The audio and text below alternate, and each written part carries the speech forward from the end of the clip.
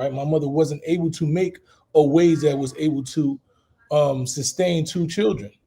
And when she started out on welfare, she started out on SNAP on welfare, with getting benefits, was going to school at the same time, right? She was utilizing the system like most other ethnicities do. When we talk about, SNAP, we only represent 25% of the people that are on SNAP for Black people. So if when we're having these conversations, I know a lot of people that I know who are successful, who parents were on welfare, right? And it motivated them to never want to be on welfare. And their parents didn't say, hey, this is a tool that you utilize, that you're supposed to be on welfare. I'm on welfare right now because I don't have the resources. I didn't get the education. I didn't have all of the access to wealth that someone else had, but I'm giving you the resources. And right now, this is what put foods on your table. So when you go to school, I need you to study harder so that you don't have to be in this position. So I think for me, when you say that it ruined the Black community, I say a lot of us were products of SNAP, and it made us want more.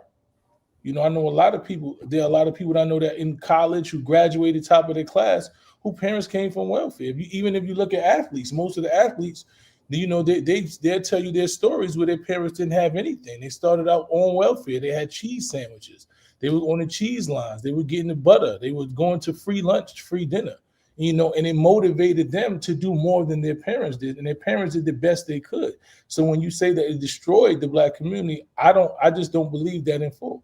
Did I say that SNAP destroyed the Black community? Well, what exactly did you say? SNAP is destructive to the Black family. I'm saying, what did you say? That's not, those weren't the words. Sure, we'll play it back. SNAP has destroyed Black families. So here's the difference. You stated that I said SNAP has destroyed the Black community. Okay, I said SNAP has destroyed the Black family. And those are two different things. Number one, there's no such thing as the Black community. And we can explain that another time. But the Black family, there's no doubt that SNAP has been a part of the destruction of such. When you look at the data in terms of Blacks getting greater access to SNAP benefits, we see that there has been an inverse correlation in terms of the Black man being in the household and being at the helm of the family. So it has driven more instances of illegitimate families, fatherless children, unprotected mothers. And in fact, there's a study that points out that while on SNAP benefits, a woman is less likely to actually get married. And then when that same woman gets off of SNAP benefits, the likelihood of marrying shoots up. And that's because the government has been positioned where the Black man would have been. So it's destructive. And I'll ask you this. Do you think that the short term is more important in general, or the long term is more important? Which would you say is more important? It's always the long term. Always the long term. We agree there. And my discussion, my ideas that I share, the system of thinking that I promote, and the revolution that I'm currently waging is for the long term. And there can be no birth without pain. Did you know there was a time when Black women had a higher marriage rate than white women? But now it's flipped around. And both are increasingly becoming single mothers. But the fact of the matter is it can be directly tied to those SNAP benefits we call them today, but before we just used to call it welfare. And that's been the destruction of the Black family. Well, I think what we're correlating is two different things. I think the Black family, right? I think what I realized, right, that throughout history and me listening to women, just having conversations with the Black women, there was a time where there was a family unit that wasn't really secure. That woman was staying out of desperation. There was no love. There was no unity. There are Black children that were born in households. There was no love, that they didn't even see passion between parents. There are Black children that said that they wish that the parents that they had probably would have been separated, because the mother staying out of desperation because she didn't have need didn't create or foster love in a family. I think what happened now, and because I can say that accurately, because I know parents, when we were on welfare, my father didn't have a job, right? But what he did was he went to get a job to get us off of welfare. I think that any man who loves his family is not leaving his household for SNAP benefits. I know that there's this ideology and this myth that Black men left the house because you couldn't be in the household because you couldn't get the SNAP benefits. But my father would leave when the welfare person came. He would leave, put his little stuff in the corner, and when they came, he came back. And what he did was he made sure he left the house and he went and got a job until we didn't need welfare anymore. He didn't abandon his family. He didn't abandon his wife. He didn't abandon his children. And most men of honor and any level of integrity that I know didn't leave his family for SNAP benefits. There's no man that who loves his family that just leaves his family for SNAP benefits. So what I think has happened is there were families that probably were broken from the beginning because there was a hierarchy. Is when you talk about that SNAP benefits broke up the home. It wasn't that SNAP benefits broke up the home. There was a level of independence that women had in toxic relationships that made them believe that I don't have to be around a man who thinks because I say something he don't likes and he hits me in the mouth that I lost the fight. I would challenge that a number of the things you have articulated are speculative, they're anecdotal, they diverge from logic, and they're very much so what feels good, what sounds good, and what's emotional. And the reason that I say that is because you noted that Black people represent 25% of SNAP benefits recipients. And I know you said that because I wrote it down. Now, that actually doesn't make sense in as much as Black people in America, and I'm not talking about the foundational Black American, because I think that they're more so like 10%, but Black people, which would be inclusive of Haitians and all of these other groups that have a different ethnic background. But Black people represent 13%. So they're nearly twice, they're at 200% of the representation they should be at, kind of similar to prisons. And you spoke about that earlier. You know, we're 13% of the U.S. population, but a much higher percentage of the prison population. We're overrepresented. You stated that as though it was a good thing that we're 25% of the welfare benefits, as opposed to us being representative, which would be 13%. I yield the floor for a rebuttal to that. Well, basically, if we're talking about wealth in America, we only represent 3% of the wealth in America, right? So if we look at communities where Blacks inhabit majorly, most of those are poor communities. Right. So if we're in the poorest communities, you know, then more likely we're going to need the most assistance. So the fact that we only represent 25% of it and everybody represents more than that, the whites represent about 40% of it, you know, and they represent 70% of the population, and they represent 83% of the wealth. Right. So that there's also a correlation.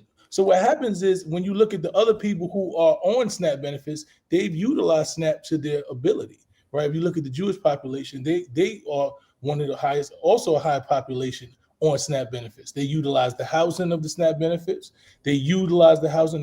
They figure out how do they get free housing, and they also own their own communities within the communities they live in, and they also figure out how do they benefit off it. So what I think is what we haven't learned is how to benefit off of using the state's money. And your position can very much so be described as a liberal position. I don't suggest that to put myself on the other side as a conservative.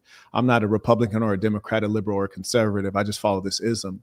Marquettism is for the kids. Marquettism saves lives. Now let's talk about this piece. So we agreed earlier that the government is for the rich.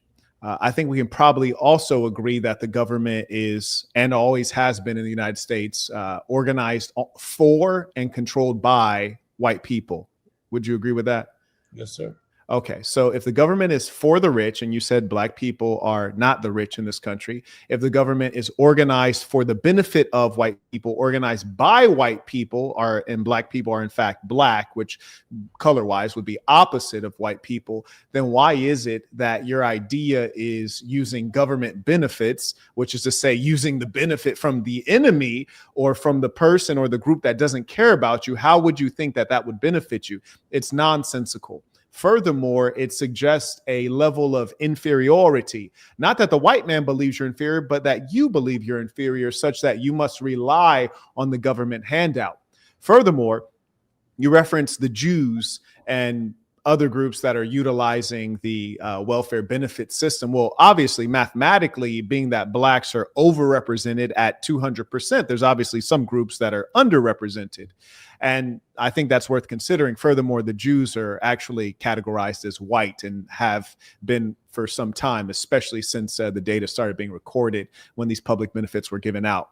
Now, with regards to the Black community, what they're lacking today and in times past, especially during the time of the crack epidemic, which, destroyed many of our families, mine included, is ideology. You see, the reason I say that there's no such thing as a Black community is because communities have a lot of things in common, but core things. You mentioned the Jews earlier. It's a great example. They have religion. They have language. They live in proximity. They don't allow outsiders in. They have patriarchy. They have their own hospitals. They have their own policing force, and they have a strict system of belief, and they don't snitch and rat on each other. And also, they don't rely on the outsiders, the goyim. Whereas conversely, you're kind of describing all of the opposite things for Black people. You're describing the idea that we should rely on the government, which has been our open enemy since we arrived here on a slave ship named Jesus. Black people, some are Muslims, some are Christians, some are atheists. They don't have a uniformity in the religion. Black people don't have their own language. Our folkways, mores, and our music and culture has been commercialized and stolen from us. And that's precisely why there has to be one system that dominates. And because Black people are very effeminate as a mass, very soft and emotional, they have trouble accepting the fact that something must dominate to unify us into what would rightly be described as a community. Furthermore, you speak of the idea that Blacks need welfare and they need government assistance. And if you were to only look at the 54 states of Africa, and you find every one of them is accepting foreign aid, also known as welfare and assistance, from whom? From the same group, which is to say the West,